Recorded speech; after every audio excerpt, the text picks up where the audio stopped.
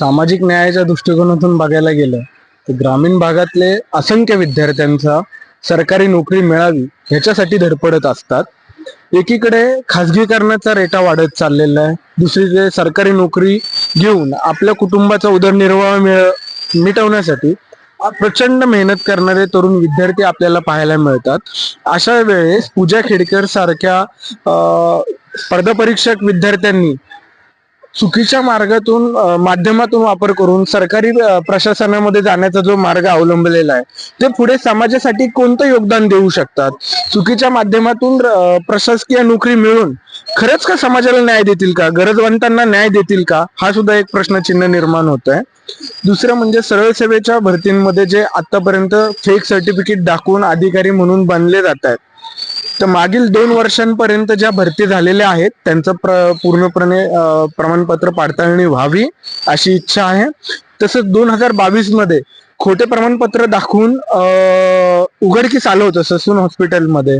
तर मला वाटतं त्याच वेळेस शासनाने हुशार होऊन अशा पद्धतीने चुकीच्या माध्यमातून सरकारी नोकऱ्या मिळवणाऱ्यांवरती एक निगराणी राखावी आणि लगेच बाहेर काढून न्याय विद्यार्थ्यांना तिथे जागा मिळावी यासाठी प्रयत्न करावे.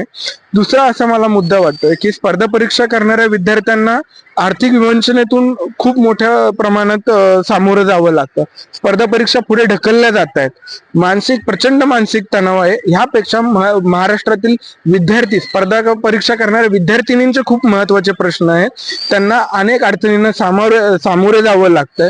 अशामध्ये ह्या बोगस प्रमाणपत्रांचे खोट्या सर्टिफिकेटच्या माध्यमातून सरकारी नोकरींचे प्रमाण वाढणाऱ्यांचे यामुळे विद्यार्थ्यांचं एक खच्चीकरण होत चाललेलं आहे, मानसिक खच्चीकरण होत चाललंय आणि ह्याला कुठेतरी न्याय द्यावा. तर विद्यार्थ्यांनी बाहेर यावं आणि त्या विषयावरती बोलावं असं मला वाटतंय.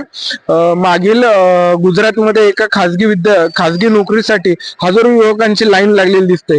एकीकडे नीट परीक्षा झाली, त्या नीट परीक्षेमध्ये अजूनही सुप्रीम कोर्टामध्ये तो निकाल लोंबकळत राहिलेला आहे. अशाने विद्यार्थी तरुण युवक हा पूर्णपणे प्रश्नांनी जखडलेला आहे आणि त्याला कुठेतरी न्याय देईल असं मला वाटतंय. मायबाप सरकारने तो न्याय द्यावा अशी माझी इच्छा आहे.